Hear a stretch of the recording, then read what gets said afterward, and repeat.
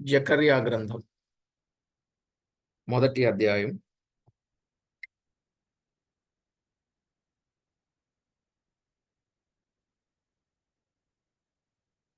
8వ వచనం నుండి చదువుకుందాం.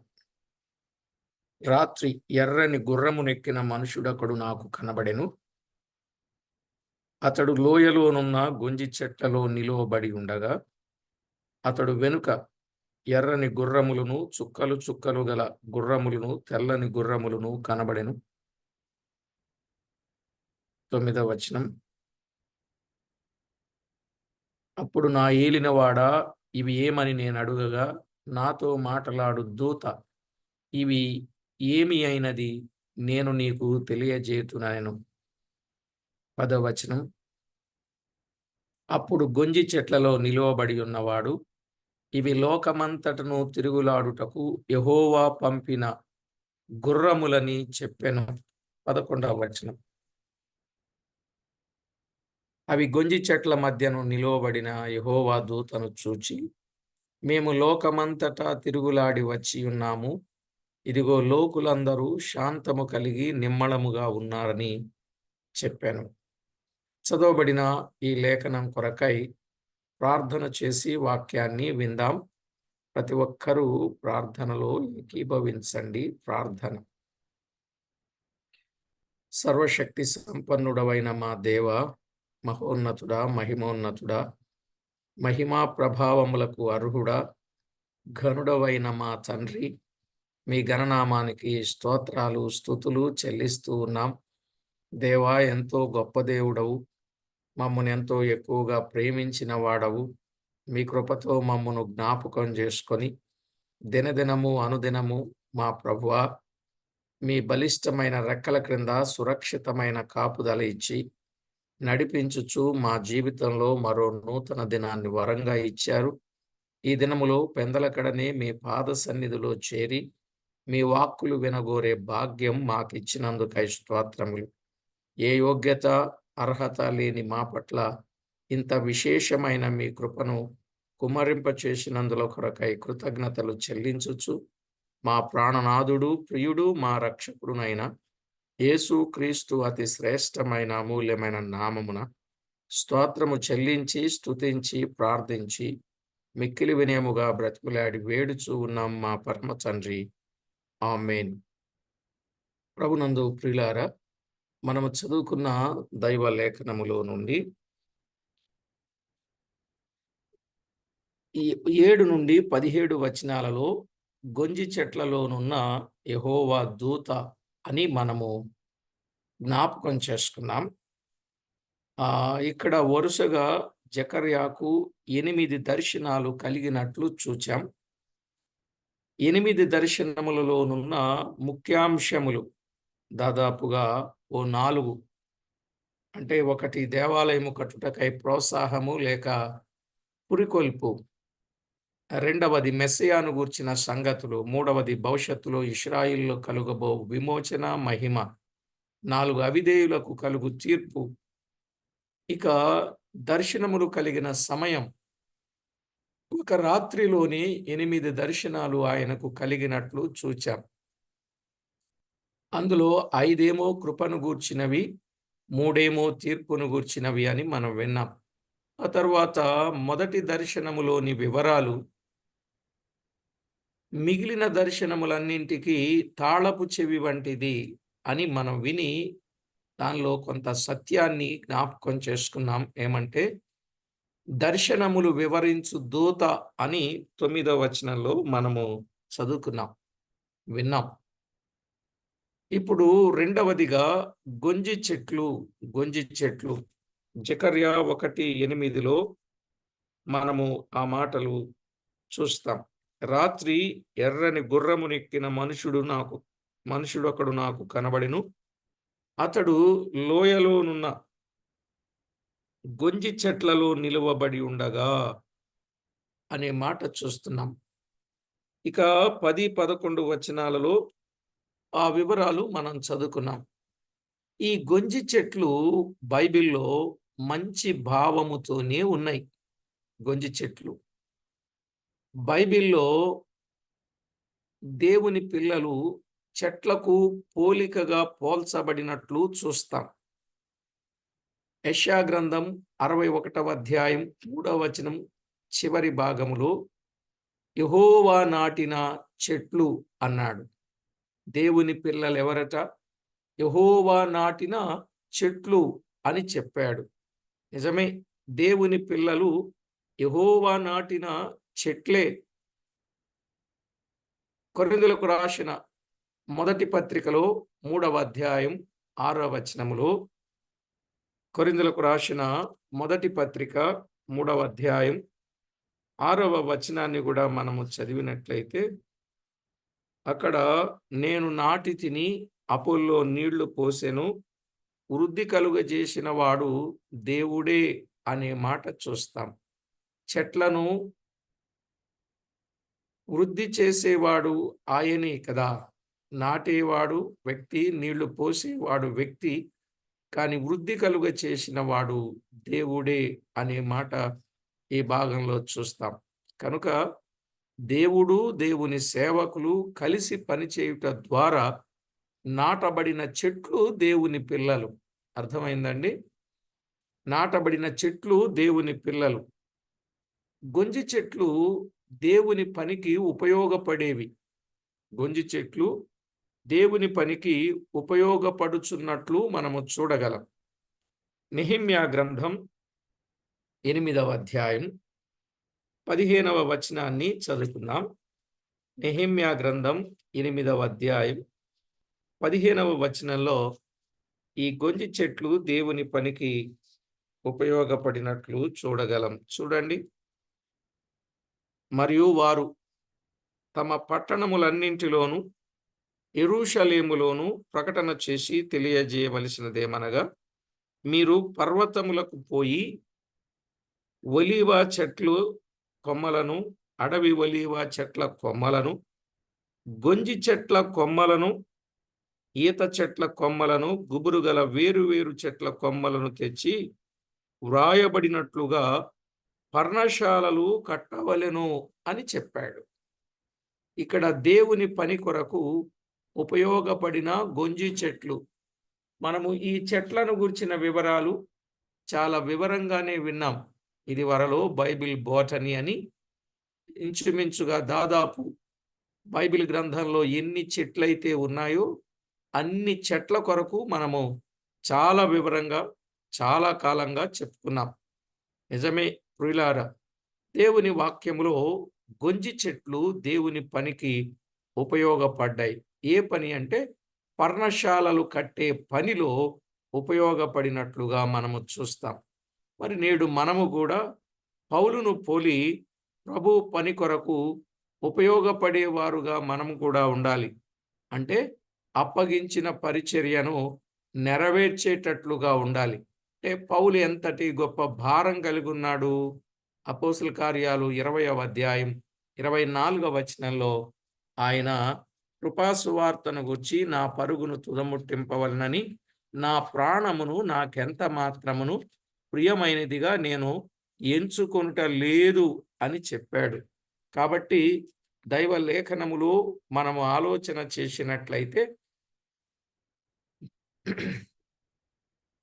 గొంజి చెట్లు దేవుని పనికి ఎలాగ ఉపయోగపడ్డాయో ఈనాడు ప్రతి ఒక్కరు కూడా దేవుని పని కొరకు ఉపయోగపడాలి. ప్రాణము కంటే దేవుని పనే ముఖ్యమైనదిగా ఎంచుకొని పని చేయాలి అనే సత్యాన్ని తెలియచేస్తుంది. ఇక బి, గొంజి చెట్టు 1 దేవుని పిల్లలకు పోలిక, 2 గొంజి చెట్లు ఎదుగుదలకు, యెహోవాకు ఖ్యాతికి, ఆయన నిత్యమైన జ్ఞాపక సూచనగా నుండును. గొంజి చెట్లు ఎదుగుదల, యెహోవాకు ఖ్యాతిగా, ఆయనకు నిత్యమైన జ్ఞాపక సూచనగా ఉంటాయి ఈ గొంజి చెట్లు. యెషయా గ్రంథం 55వ అధ్యాయం 13వ వచనాన్ని మనము చదువుకుందామండి. యెషయా గ్రంథం 55వ అధ్యాయం 13వ వచనం, ముండ్ల చెట్లకు బదులుగా గొంజి వృక్షములు ఎదుగును అన్నాడు. చూశారా? ముండ్ల చెట్లకు బదులుగా గొంజి వృక్షములు ఎదుగును. చూడండి స్క్రీన్ మీద. ముండ చెట్లకు బదులుగా దేవదారు వృక్షములు మొలుచును. దురదగొండి చెట్లకు బదులుగా గొంజి వృక్షములు ఎదుగును. అది యెహోవాకు ఖ్యాతిగాను ఆయనకు కొట్టివేయబడని నిత్యమైన జ్ఞాపక సూచనగాను ఉండును. ఎదుగుదలకును యెహోవాకు ఖ్యాతిగాను అది కొట్టివేయబడని నిత్యమైన సూచనకు ఈ గొంజి చెట్లు ఉపయోగకరం లేక సూచన అని మనకి అర్థమవుతుంది. ప్రియులారా, ఇక్కడ మనము గమనిస్తే ముండ్ల పొదలో పడిన విత్తనము వలె ఉండకూడదు. ఆ విత్తనము మొలిచెను గాని అది ఎదగనే ఎదగదు, చావనైనా చావదు. ఇది మంచిది కాదు. మరి ఎలా ఉండాలి? క్రిందికి వేరు తన్ని మీదికి ఎదిగి ఫలించి ఆయనకు ఖ్యాతి తేవాలి. అర్థమవుతుందా? అదే చెప్పాడు యెషయా గ్రంథములో 37వ అధ్యాయం 31వ వచనంలో. మనం ఎప్పుడు ఎదిగే వారంగా ఉండాలి. మనల్ని ఎదగనీయని ముండ్ల తుప్పలు చాలా ఉంటాయి.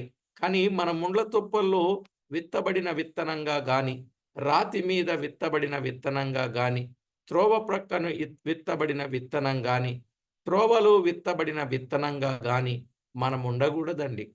మరి మనం ఎక్కడ విత్తబడిన వారంగా ఉండాలంటే సారవంతమైన మంచి నేల మీద మనము విత్తబడిన వారమై చక్కగా గొంజి చెట్ల వలె మనము ఎదగాలి.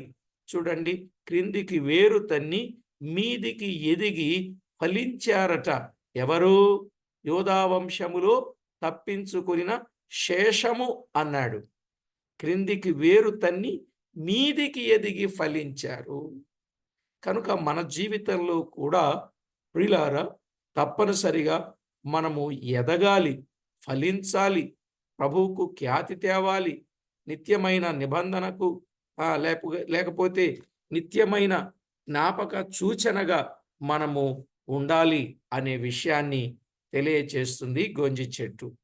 ఇక మూడవది, గొంజి చెట్లు దేవుని మహిమకు కారణం. గొంజి చెట్లు దేనికండి? దేవుని మహిమకు కారణం. యెషయా గ్రంథం 60వ అధ్యాయం 13వ వచనాన్ని చదువుకుందాం. యెషయా గ్రంథం 60వ అధ్యాయం 13వ వచనాన్ని చదువుకున్నట్లయితే, నా పరిశుద్ధాలయపు అలంకారము నిమిత్తమై లెబానోను శ్రేష్టమైన దేవదారు వృక్షములను, సరళ వృక్షములను, గొంజి చెట్లను నీ యొద్దకు తేబడును. నేను నా పాదస్థలమును మహిమపరచెదను అన్నాడు. ఇక్కడ గొంజి చెట్లు దేవుని మహిమకు కారణం అన్నాడు. నిజమే, చెట్లు దేవుని పిల్లలకు సూచన అనుకున్నాం కదా. కనుక ఆయన పిల్లలమైన మనము మన దేహముల ద్వారా బహుగా ఫలించుట ద్వారా ప్రభువును మహిమపరచువారముగా నుండవలెను. అదే చెప్తాడు కదా, అదే చెప్తాడు యోహాను సువార్తలో, మీరు బహుగా ఫలించుట వలన నా తండ్రి మహిమపరచబడును అన్నాడు. యోహాను సువార్త 15వ అధ్యాయం 7-8 వచనాలు మనము చదివితే, మీరు బహుగా ఫలించుట వలన నా తండ్రి ఏమవుతాడు? మహిమపరచబడతాడు. కాబట్టి ప్రభునందు ప్రియులారా, మనము మహిమపరచబడే వారంగా ఉండాలంటే మొదట దేవుణ్ణి మహిమపరిచేవారుగా ఉండాలి. దేవుణ్ణి ఎప్పుడైతే మనము మహిమపరుస్తామో అప్పుడు దేవుడు మనలను కూడా మహిమపరుస్తారని చాలా సందర్భాల్లో లేఖనాల్లో మనము చూడగలం. కనుక మనము మన దేహముల ద్వారా బహుగా ఫలించుట ద్వారా దేవునికి మహిమ తేవాలి. కాబట్టి ఈ విషయాన్ని గమనించండి. కొరింథీయులకు రాసిన మొదటి పత్రికలో 6వ అధ్యాయం 19, 20 వచనాలలో మీరు విలువ పెట్టి కొనబడిన వారు గనుక మీ దేహముతో దేవుని మహిమ పరచుడి కదా.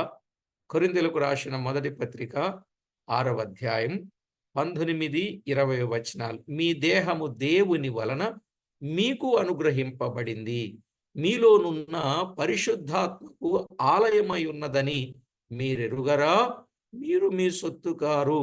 కనుక ప్రియులారా, ఈ దేహాన్ని చాలా జాగ్రత్తగా కాపాడుకోవాలి. అపవిత్రమైన వాటికి ఇది నిలయంగా ఉండకూడదు.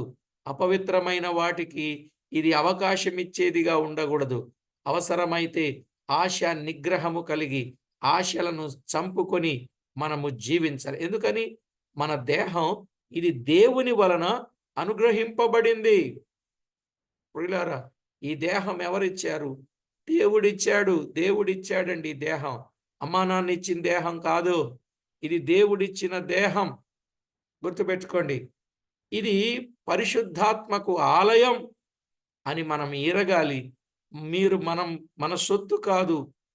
కాబట్టి ఇప్పుడేం చేయాలి? 20వ వచనంలో మీ దేహముతో దేవుని మహిమపరచుడి కదా. విలువ పెట్టి కొనబడిన వారు గనుక మీ దేహముతో దేవుని మహిమపరచుడి అని చెప్పాడు. కాబట్టి మనము దేవుణ్ణి మహిమపరచాలి. మనము ఘనపరచబడాలని ఎప్పుడు ఆలోచన చేయకండి. ఏంటో ఈ దేహములో ఉన్న చెడ్డ గుణం ఏంటంటే, అందరూ మనల్ని మెచ్చుకోవాలి, అందరూ మనల్ని పొగడాలి, అందరూ మనల్ని కీర్తించాలి, అందరూ మనల్ని ఆహా ఓహో అనాలి. అప్పుడు చాలా ఇష్టం మనకి. నిజమా కాదండి? ఏంటో ఈ దేహం యొక్క పరిస్థితి నాకు అర్థం కాదు. కానీ ఏంటో ఎక్కడైనా అన్నింట్లో మనమే ఉన్నట్టు, అన్ని స్థలాల్లో మనమే ఉన్నట్టు, మనకు తప్ప ఇంకెవ్వరికి ఏమీ రాదన్నట్టు, నాకంతా తెలుసు అన్నట్టు, ప్రతి విషయంలో నేనే గొప్ప అన్నట్టు. మరి ఏంటో అలా లేకపోతే ఇదేదో తూట్లుగా అయిపోద్దేమో అన్నట్టు ఈ శరీరాన్ని మనం భలే పెంచి పోషిస్తామండి. ఒకవేళ మన కొరకు ఎవరైనా అబద్ధం చెప్తా ఉంటే కూడా మనము దాన్ని బట్టి చాలా సంతోషంగానే ఉంటామండి. మన దేహం నిజమే కదా, మనల్ని గురించి అబద్ధం చెప్తా ఉంటే. అదే మనల్ని గురించి ఒక్క నిజం చెప్పారనుకోండి, అది కొంచెం తేడాగా ఉందనుకోండి, దాన్ని మనం సహించగలమా?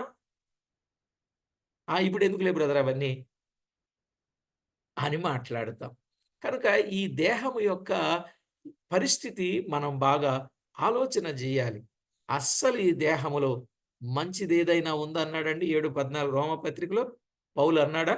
ఈ దేహములో మంచిదేదియు, నా శరీరములో మంచిదేదియు నివసింపదని నేనెరుగుదును అంటాడు. చదువుతారా? చూడండి. రోమీయులకు రాసిన పత్రిక 7వ అధ్యాయం 14వ వచనంలో, రోమీయులకు రాసిన పత్రిక 7వ అధ్యాయం 14వ వచనంలో వ్రాయబడిన మాట అండి. ధర్మశాస్త్రము ఆత్మ సంబంధమైన ఎరుగుదుము, అయితే నేను పాపమునకు అమ్మబడి శరీర సంబంధినై ఉన్నాను అని చెప్పుకుంటూ వచ్చి, ప్రియులారా 18వ వచనానికి వచ్చేసరికి నాయందు అనగా నా శరీరమందు ఈ మంచిది ఏదియు నివసింపదని నేనెరుగుదును. నా శరీరమందు మంచిదేదైనా నివసింపదండి, మంచిదేది నివసించదంట. అసలు ఈ శరీరంలో మంచి అనేది లేదు. అందుకే మరణమయ్యే శరీరం అన్నాడు 24వ వచనం. అయ్యో, నేనెంత దౌర్భాగ్యుడను! మరణమునకు లోనగు ఈ శరీరము నుండి నన్నెవడు విడిపిస్తాడు అన్నాడు కదా. ఈ శరీరం అందు మంచిదేది ఉండదండి. కనుక ఈ శరీరాన్ని మనం బాగా పెంచి పోషించి, అబ్బో దీనికిచ్చే మర్యాద, దీనికిచ్చే గౌరవం, దీనికిచ్చేటటువంటి చేసేటటువంటి ఖర్చు ఏదండి ఈ శరీరానికి, అబ్బా ఎంత ఖర్చు చేస్తామో! అట్లా ఉండకూడదు. ప్రియులారా, మనం ఒకటే గుర్తుపెట్టుకోవాలి, దైవ లేఖనాలలో రాయబడినటువంటి సత్యం. మీరు విలువ పెట్టి కొనబడిన వారు దేవుణ్ణి మహిమపరచాలి. దేవుని ఘనపరచాలి. మనలను మనము ఘనపరుచుకోకూడదు. దేవుని నామానికి అవమానము తేకూడదు. గుర్తుపెట్టుకోండి.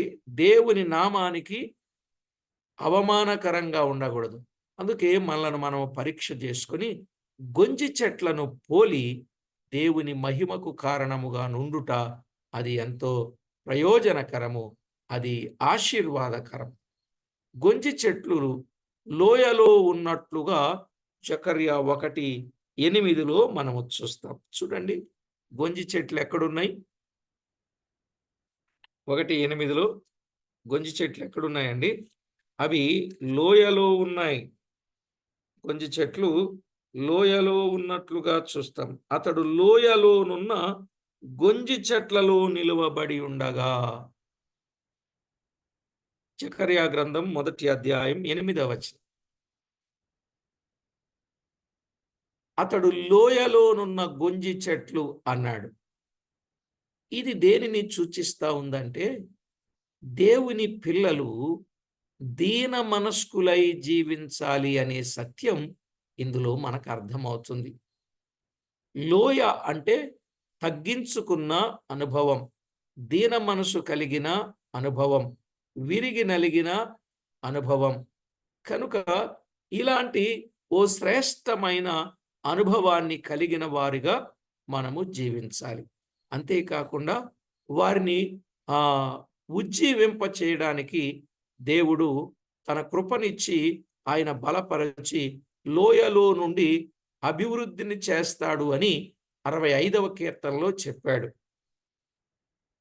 లోయలు శస్యములతో కప్పబడును అన్నాడు. లోయలు శస్యములతో కప్పబడును అన్నాడు. ఎంత గొప్ప మాట! కనుక దేవుని పిల్లలను దేవుడు ఏం చేస్తాడంటే అభివృద్ధిలోనికి తెస్తాడు. ఎప్పుడు? తగిన సమయములో. ఏమండి? దేవుడు తన పిల్లల్ని తగిన సమయములో అభివృద్ధిలోనికి తెస్తాడు. తగిన సమయం. అందుకే మనము ఆయన హెచ్చించేంత వరకు ఆయన బలిష్టమైన రెక్కల క్రింద ఎలా ఉండాలి? చెప్తారేమో అనుకుంటా. Very good. Thank you. సంగతి తెలిసింది కానీ ఆ మనసు ఉందంటారా? అందుకే మిమ్మల్ని చెప్పమన్నా. కాబట్టి సంగతి మనకు తెలుసు. ఆయన బలిష్టమైన రెక్కల క్రింద దీన మనస్కులై ఉండాలి. నిజమే. కానీ ఎక్కడుంటున్నామండి? ఎక్కడ కనపడుతున్నాం? అలాంటి అనుభవాలు ఎక్కడున్నాయి మన జీవితంలో? సరి చేసుకోవాలండి. జాగ్రత్త పడాలి, దిద్దబడాలి, క్రమపరచబడాలి. లేఖనాల ప్రకారంగా మన జీవితాన్ని మార్చుకోవాలి అని ప్రభువు పక్షంగా ప్రేమతో మనవి చేస్తున్నా. ప్రియులారా, ఇక్కడ జకర్యా గ్రంథం 1:8 గొంజి చెట్లలో ఎర్రని గుర్రము నెక్కిన మనుషుడు అనే మాట చూస్తాం కదా. జకర్యా గ్రంథం 1:8 మీరు ఇక్కడి నుంచి ఎక్కడికి వెళ్ళొద్దు. ఇవాళ మీరు అవసరమైతే స్క్రీన్ మీద చూడండి, వచనాలు వస్తున్నాయి. గొంజి చెట్లలో ఎర్రని గుర్రము నెక్కిన మనుషుడు. ఇంతకీ ఆ మనుషుడు ఎవరు? క్రీస్తే. ఆ క్రీస్తు ప్రభు ఎక్కడున్నాడు? గొంజి చెట్లలో నిలువబడి ఉండగా అన్నాడు కదా. రాత్రి ఎర్రని గుర్రము నెక్కిన మనుషుడు అక్కడు నాకు కనబడెను. అతడు లోయలోనున్న గొంజి చెట్లలో నిలువబడి ఉండగా. ఇక్కడ మనం ఆలోచన చేస్తే ఆ ఎర్రని గుర్రము నెక్కిన మనుషుడు క్రీస్తు అనుకున్నాం. ఈ క్రీస్తు దేవుని పిల్లల మధ్య ఉన్నాడు. ఎప్పుడు కూడా మనం మర్చిపోకూడదు. దేవుని పిల్లలు ఎక్కడ ఉంటే అక్కడ ఆయన వారి మధ్య ఉన్నాడు. అందుకే మనం ఎరుగుదాం కదా, ఎక్కడ నా నామం పేరట 2-3 కూడియుందురో అక్కడ నేను వారి మధ్య ఉందును అన్నాడు. ఇక్కడ మత్తయి వ్రాసిన సువార్తలో. కాబట్టి ఎక్కడ 2-3 కూడినా అక్కడ వారి మధ్య ఆయన ఉన్నాడు. మన కేంద్రం మన ప్రభువే, మన సెంట్రల్ కంట్రోల్ మన ప్రభువే అని మనము గుర్తించాలి. ఆయనకు సంపూర్ణముగా లోబడి జీవించాలి. ఎందుకంటే ఆయన మన మధ్యలో ఉన్నాడు.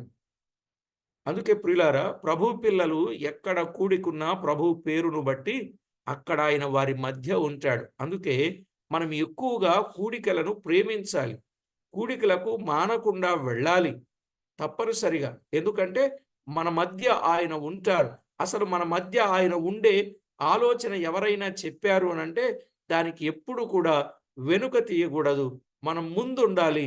మనము సహవాసం చేయాలి.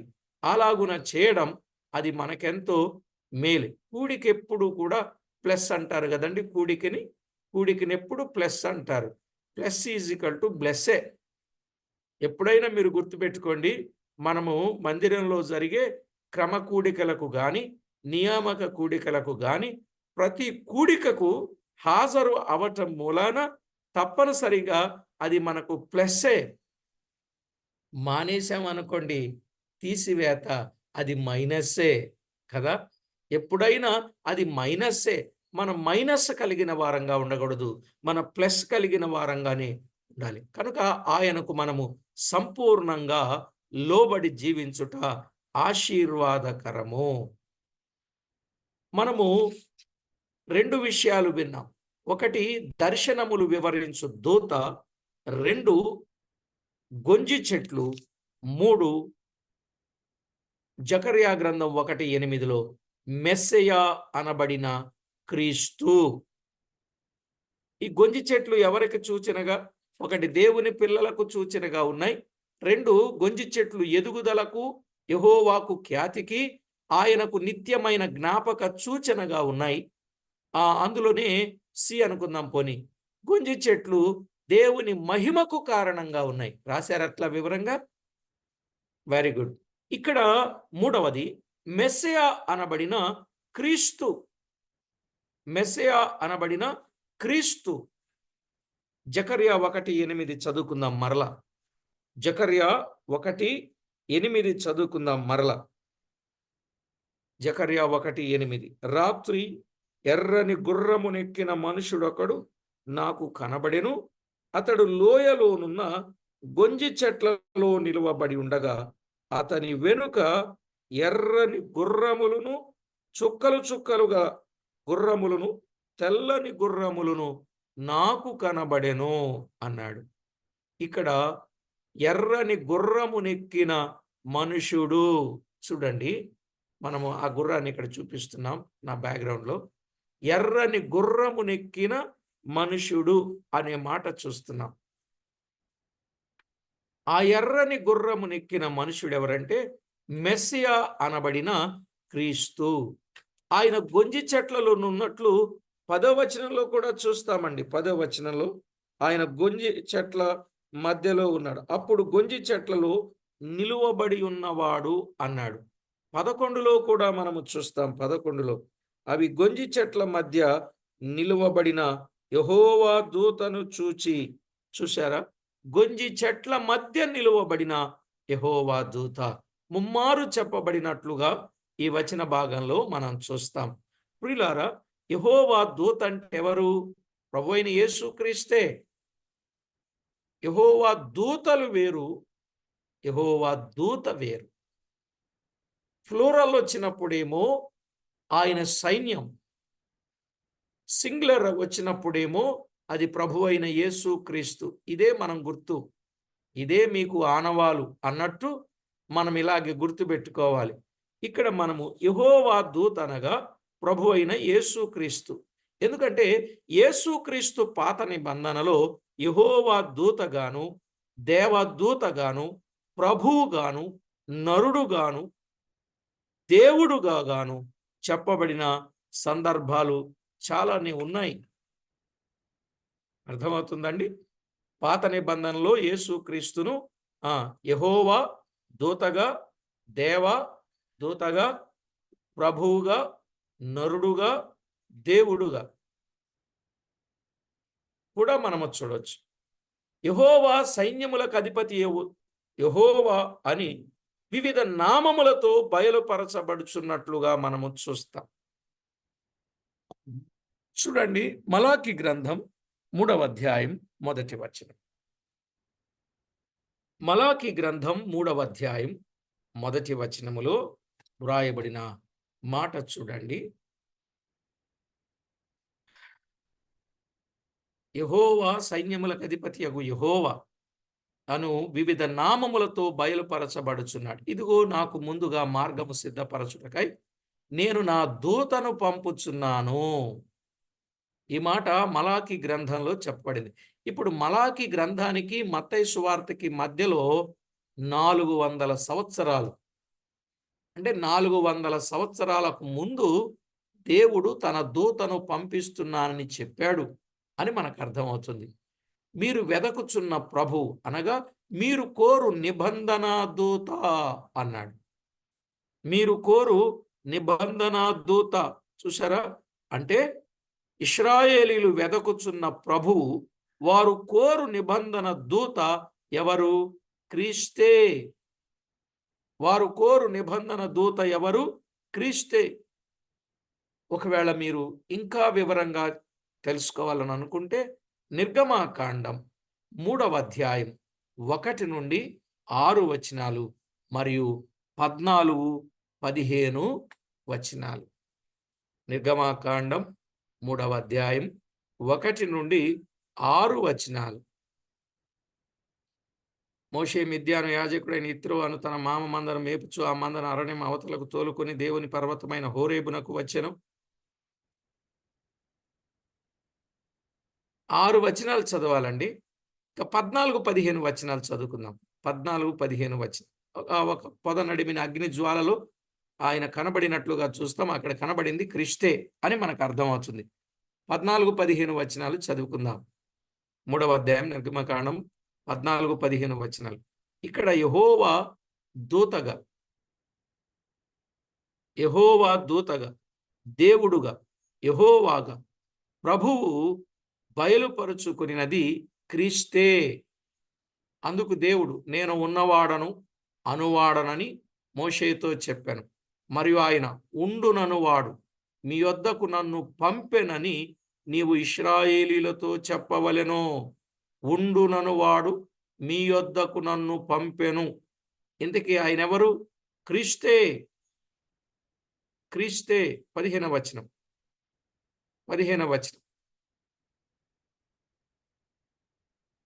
మరియు దేవుడు మోషేతో ఇట్లనెను, మీ పితరుల దేవుడైన యెహోవా అనగా అబ్రహాము దేవుడు, ఇస్సాకు దేవుడు, యాకోబు దేవుడనైన యెహోవా మీ యొద్దకు నన్ను పంపెనని నీవు ఇశ్రాయేలీలతో చెప్పవలెను. నిరంతరము నా నామము ఇదే, తరతరములకు ఇది జ్ఞాపకార్థ నామము అని చెప్పాడు. ఇక్కడ మీరు రాసుకోండి. యెహోవా దూతగా, దేవుడుగా, యెహోవాగా, ప్రభువుగా బయలుపరచుకునినది క్రీస్తే. చెప్పండి. ఇక్కడ యెహోవా దూతగా, దేవుడుగా, యెహోవాగా, ప్రభువుగా బయలుపరచుకునినది క్రీస్తే. అలాగే అపోస్తల కార్యాలు 28వ అధ్యాయం 19 నుండి 10 నుండి 19 వచనాలు. ఇలా చాలా వచనాలు ఉన్నాయండి. సరే, మనం ఆలోచన చేసినట్లయితే ఈ జకర్యా గ్రంథములో 8 నుండి 12 వచనాలలో కనబడుచున్న మనుషుడు లేక యెహోవా దూత క్రీస్తే. ఎవరండి? యెహోవా దూత క్రీస్తే. 8 నుండి 12 వచనాలలో కనబడుచున్న యెహోవా దూత ఎవరు? క్రీస్తే. మరి అక్కడ 1:8 జకర్యా గ్రంథములో మరలా ఇంకొక మాట, ఎర్రని గుర్రము నెక్కుట అనేది చూస్తున్నాం కదా. ఎర్రని గుర్రము నెక్కుట. ఈ ఎర్రని గుర్రము నెక్కుట అనే మాటకు అన్యజనాంగములకు కలుగు తీర్పును సూచించుచున్నది. ఎర్రని గుర్రము నెక్కిన మనుషుడొకడు అన్నాడు. ఎర్రని గుర్రము అనేది దేనికి సూచన? అన్య జనాంగమునకు సూచన. ఇక్కడ అది తీర్పును సూచించుచు ఉన్నది. ఇక తరువాత ఆయనను గూర్చిన విషయాలు మనము ఎన్నో ధ్యానించాలి. తప్పనిసరిగా మనము ధ్యానిద్దాం. ఇక 4వది రిపోర్ట్ తెచ్చిన దూతలు. 8వ వచనంలో ఏమని మనం చూస్తున్నాం? 1:8 రాత్రి ఎర్రని గుర్రమునెక్కిన మనుషుడొకడు నాకు కనబడిన. అతడు లోయలోనున్న గొంజి చెట్లలో నిలువబడి ఉండగా, అతని వెనుక ఎర్రని గుర్రములను, చుక్కలు చుక్కలు గల గుర్రములను, తెల్లరి గుర్రములను కనబడెను. అప్పుడు నా ఏలినవాడు ఇవేమని నేను అడుగగా, నాతో మాట్లాడు దూత, ఇవి ఏమి అయినది నీకు తెలియజేయుచున్నానెను. ఇక్కడ మనం చూచినట్లయితే అతని వెనుక అన్నాడు గదా!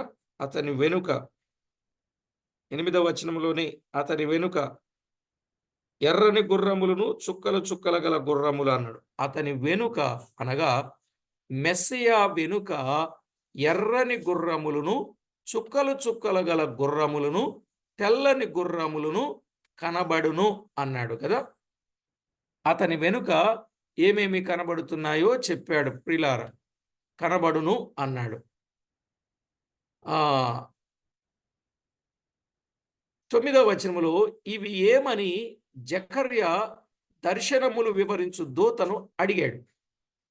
9వ వచనములో జకర్యా ఈ దర్శనాలను వివరించే దూతను అడిగినప్పుడు ఆ దూత జవాబు ఇవ్వక ముందు 10వ వచనములో ఆ గొంజి చెట్లలో నిలువబడిన క్రీస్తు ఇవి లోకమందంతటా తిరుగులాడుటకు యెహోవా పంపిన గుర్రములు అని చెప్పాడు. 10వ వచనంలో ఇవి లోకమంతటను తిరుగులాడుటకు యెహోవా పంపిన గుర్రములు అన్నాడు.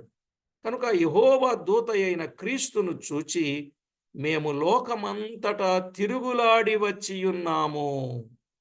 అందువల్ల అవి లోకము యొక్క రిపోర్ట్ తెచ్చి క్రీస్తుకు అందించుచున్నారు అని అర్థం. మరెవరికి రిపోర్ట్ తీసుకొస్తున్నారు?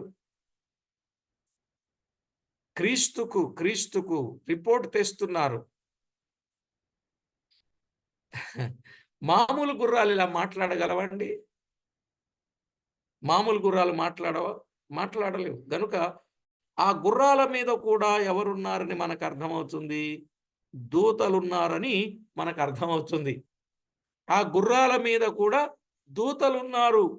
వారు లోకం యొక్క రిపోర్ట్ తెచ్చి క్రీస్తుతో చెప్పుచూ ఉన్నారు. కనుక రిపోర్ట్ తెచ్చిన దూతలు అనుచున్నాము వారిని. రిపోర్ట్ తెచ్చిన దూతలు. వీరిని గురించి కొన్ని ఆత్మీయ సత్యాలు మనం వింటే మంచిదే. ఓ ఏబిసి లాగా విందాం. ఈ రిపోర్ట్ తెచ్చిన దూతలు అందులో 8వ వచనములో అతని వెనుక అనగా క్రీస్తు వెనుక గుర్రములు ఉన్నట్లుగా కనబడుచున్నది. అనగా క్రీస్తు ముందు దూతలు ఆయనను వెంబడించున్నట్లు అర్థమగుచున్నది. క్రీస్తేమో ముందున్నారు, దూతలేమో ఆయనను వెంబడిస్తూ ఉన్నారు.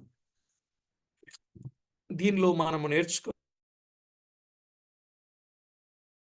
ఏంటంటే, అలాగే మన ప్రియ ప్రభువును పోలి మనము కూడా నడుచుకునవలెను, ఆయనను వెంబడించవలెను. ఆయన అడుగు జాడలలో నడుచుకొనుటకు ఆయన మనకు మంచి మాదిరి ఉంచి వెళ్ళాడు కదా! ఆయన లాంటి మనసు లక్షణములు మనము కలిగి జీవింపవలెను. మాత్రమే కాదు, ప్రభు అన్నారు, నా వెంబడి రండి, నేను మిమ్మును మనుషులను పట్టు జాలరులనుగా చేతును అన్నాడు. వెంబడించిన వారిని ప్రభు అలాగే చేశాడా లేదా? వెంబడించిన వారిని ప్రభు అలాగే చేశాడు.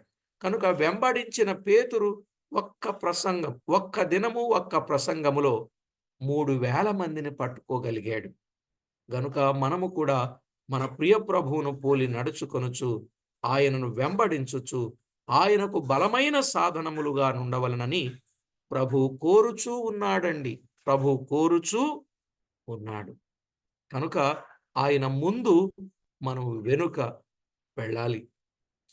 చూడండి, ఎప్పుడు కూడా గొర్రెలకు కాపరి ఎక్కడుంటాడు?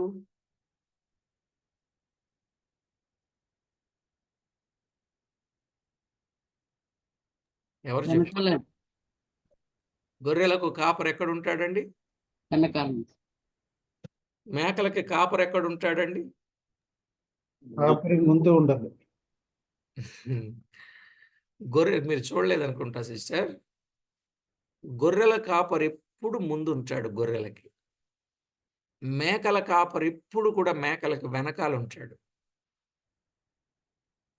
ఇక కాపరిని వెంబడిస్తూనే వెళ్ళిపోతాయి గొర్రెలవి.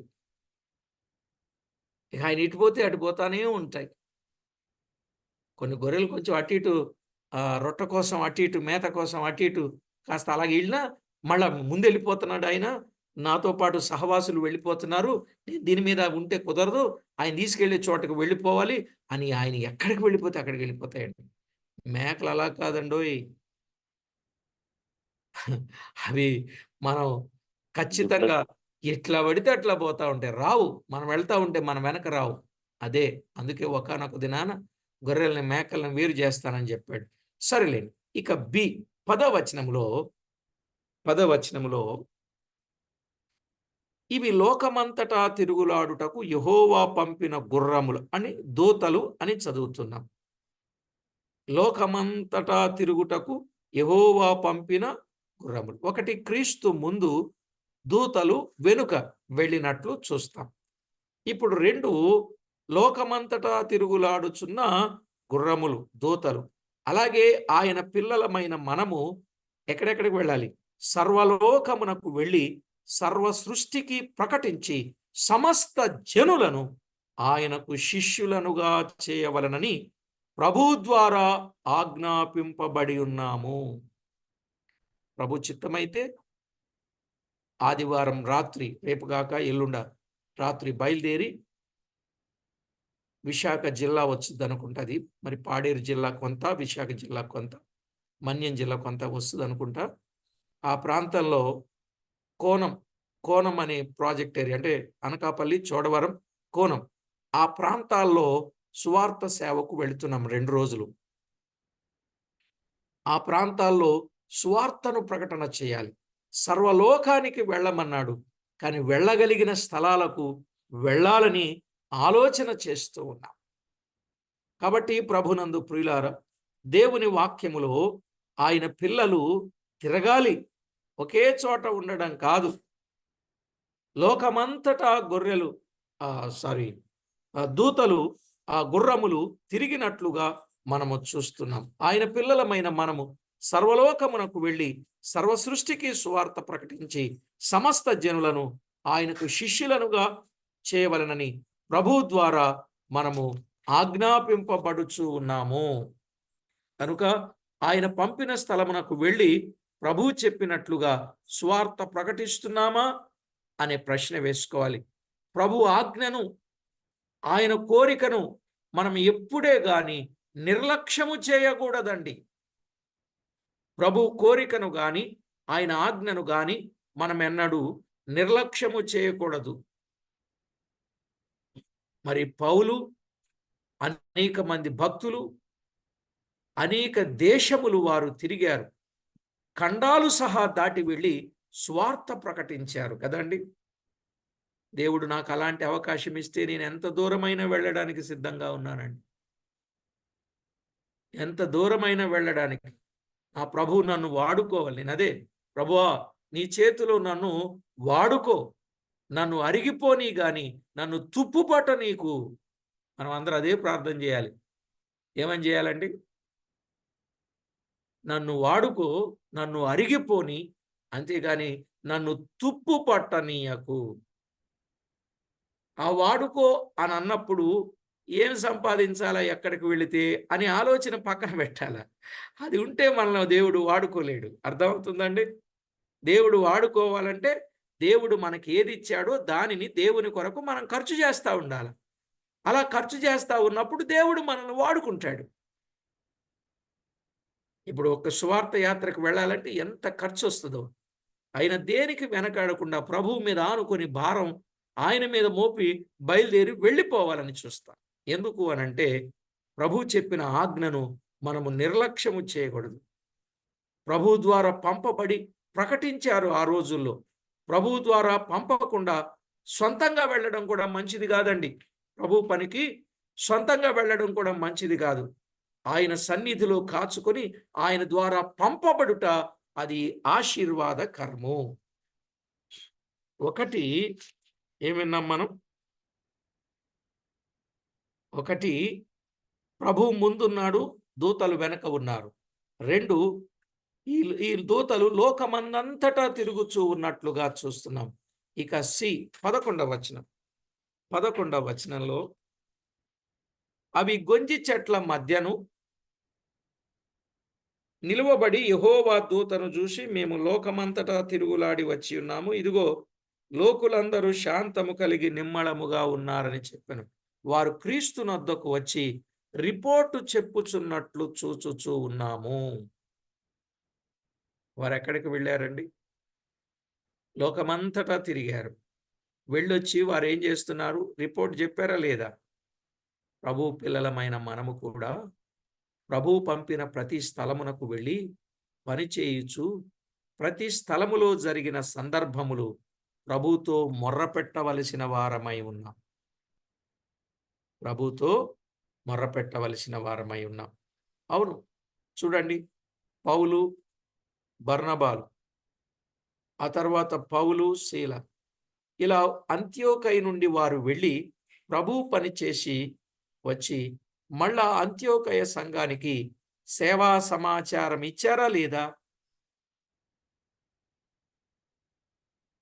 చెప్పండి, సేవా సమాచారం ఇచ్చారా? సేవ ఎక్కడెక్కడ ఎలా జరిగిందో, ఆ సేవలో ఏం జరిగిందో ఆ సమాచారం ఇచ్చారా లేదా? ఇచ్చారు. ఇచ్చారు. ఆ సమాచారము విన్నవారికి ఎంత ఆనందము కలిగిందో.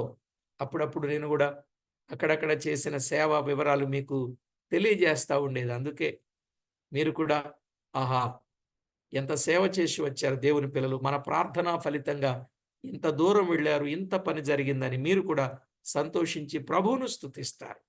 ఆ కారణంగా మరి రిపోర్టు వారు తెచ్చినట్లుగా మనము చూస్తున్నాం. ఇక ఐదో విషయాన్ని, తెచ్చిన రిపోర్ట్ ఏంటి? తెచ్చిన రిపోర్ట్ ఏంటి? ఒక మాటలో చెప్తే, లోకులందరూ శాంతము కలిగి నిమ్మళముగానున్నారని చెప్పారు. మిగిలిన విషయాలు తర్వాత వర్తమానంలో విందాం. వారు రిపోర్ట్ తెచ్చిన విషయాలు వివరంగా చెప్పారు. ప్రార్థన చేసుకుందాం.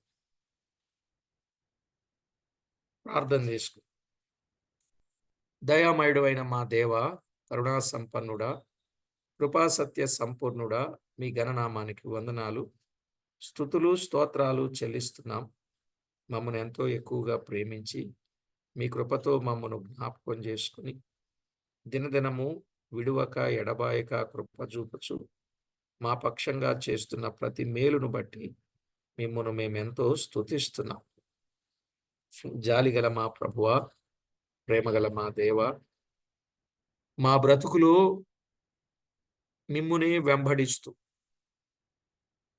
మీ పని మీదనే మా జీవితాన్ని ముందుకు తీసుకుని వెళుతూ మీరు అప్పగించిన పని నమ్మకంగా చేసి మీకు రిపోర్ట్ ఇచ్చి మిమ్మను మహిమపరిచే వారిగా దినదినము మమ్మను సిద్ధపరచమని కోరుచు మా ప్రభు అయిన యేసు క్రీస్తు అమూల్యమైన నామమున స్తోత్రము చెల్లించి స్తుతించి ప్రార్థించి మిక్కిలి వినయముగా బ్రతిమిలాడి వేడుచూ ఉన్నాం మా ప్రియ పరలోకపు తండ్రి.